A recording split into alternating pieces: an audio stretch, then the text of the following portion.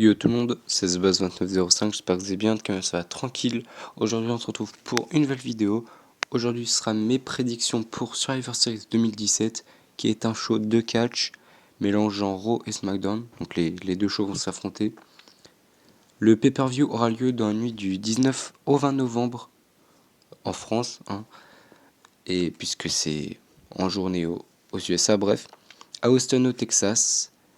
Donc le kick-off va commencer à 23h. C'est important sur la chaîne de la WWE, il me semble.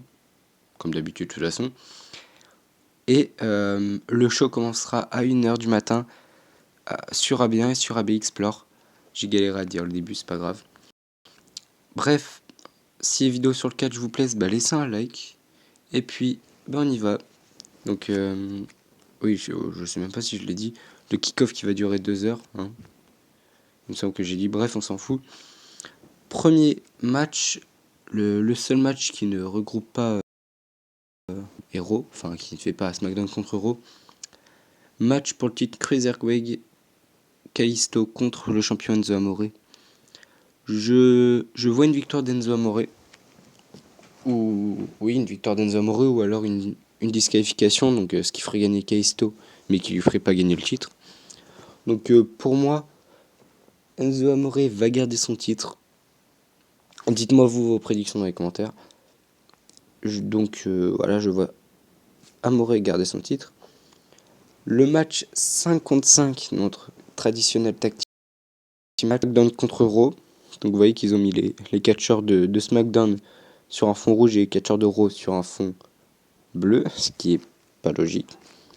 Donc la team SmackDown, Bobby Roode, Randy Orton, Shane McMahon, John Cena et Shinsuke Nakamura. Très très grosse équipe, mais du côté de Raw, il y a du lourd. Kurt Angle, Braun Strowman, Samoa Joe, Finn Balor et Triple H. Donc Triple H qui remplace Jason Jordan. Franchement, j'étais pas prêt. Je pensais pas que Triple H allait venir comme ça, mais au final, il l'a fait. Donc, deux grosses équipes. Je pense que là-dedans, le maillon faible, c'est Shane McMahon ou Bobby Roode. Et je vois une victoire de la Team Raw, puisqu'il me semble que si la Team Raw ne gagne pas, Kurt Angle est viré, chose que je n'ai absolument pas envie. Donc, je vois une victoire de la Team Raw. Match 55 des filles cette fois. La team SmackDown, Becky Lynch, Naomi, Carmella, Tamina et une dernière fille, donc je pense que ce sera Natalia. Contre la team Raw, Sasha Banks, Asuka, Alicia Fox, Nia Jax et Bayley. Donc encore une fois, je vois une victoire de la team Raw parce que je vois pas Asuka perdre tout simplement. Peut-être par des comptes extérieurs, mais enfin je sais pas. Je pense quand même que Team Raw est une meilleure équipe. Donc on verra, mais pour moi c'est Team Raw qui a gagné. Le champion universel contre le champion de la WWE, Brock Lesnar contre AJ Styles. Ça commence à faire beaucoup de fois que je le dis, mais je vois une victoire de Raw, donc une victoire de Brock Lesnar. Pour moi, AJ Styles il est fort, franchement c'est un très très bon catcheur. Mais vu son gabarit, je le vois pas battre Brock Lesnar. Donc dis-moi ce que vous en pensez, mais Brock Lesnar c'est trop une brute contre un petit gabarit qui est AJ Styles. Je vois personne donc une victoire de Brock Lesnar contre AJ Styles.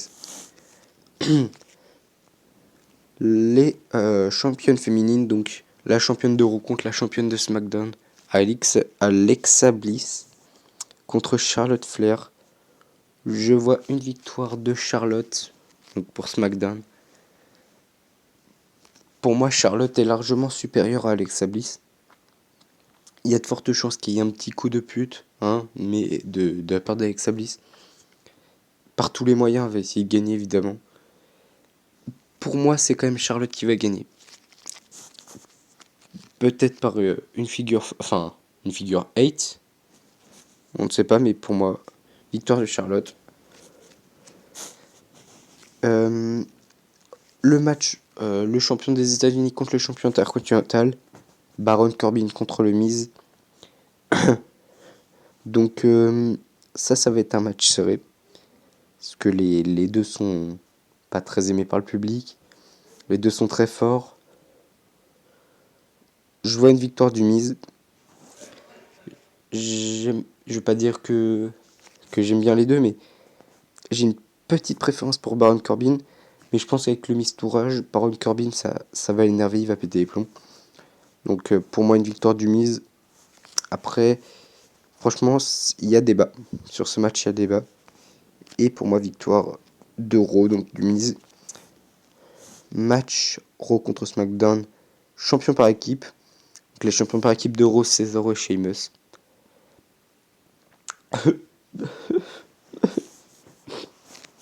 C'est pas juste. Contre les champions par équipe de SmackDown, les Usos. Donc là, j'espère énormément une victoire des Usos face à Cesaro et Sheamus. Je les supporte pas. Avoir battu le Shield à cause des New Day, oh, ça m'énerve. Je les supporte pas les deux, donc je pense que les Usos vont gagner beaucoup plus d'expérience par équipe. Donc pour moi, il y a pas débat. Pour moi, c'est une victoire des Usos. Et le dernier match, donc le Shield qui ne pourra pas jouer j'arrive pas à m'exprimer, qui ne pourront pas jouer en 2 contre 2 puisqu'ils ont perdu les titres, mais en 3 contre 3, donc le Shield contre les New Day, Raw contre SmackDown. Je vois une victoire écrasante du Shield face au New Day, qui leur donne une bonne leçon, hein, qu'ils arrivent à comprendre ça, les New Day. Pour moi, ce qui mérite, c'est une bonne correction, hein, parce que c'est quand même à cause d'eux que Rollins et Ambrose ont perdu leur titre. Donc, je vois et j'espère énormément une victoire du Shield. Donc, pour moi, ça fait 1, 2, 3, 4, 5 victoires de Raw et donc une victoire pour SmackDown. Donc, moi, je vois Raw sortir vainqueur de ce pay-per-view. Voilà. Et oui, aussi, ce que je viens de penser, c'est qu'apparemment, il n'y a pas de match dans le kick-off. À part peut-être Zamore contre Kalisto, mais il n'y a pas l'air d'avoir de match. Donc, s'il y a un match dans le kick-off qui est annoncé ce week-end, je vous le dirai. Puis, voilà. Donc, si cette vidéo vous a plu, laissez un like, commentez, abonnez-vous si ce n'est pas déjà fait. Puis, moi, je vous dis à la prochaine pour les résultats. Bye.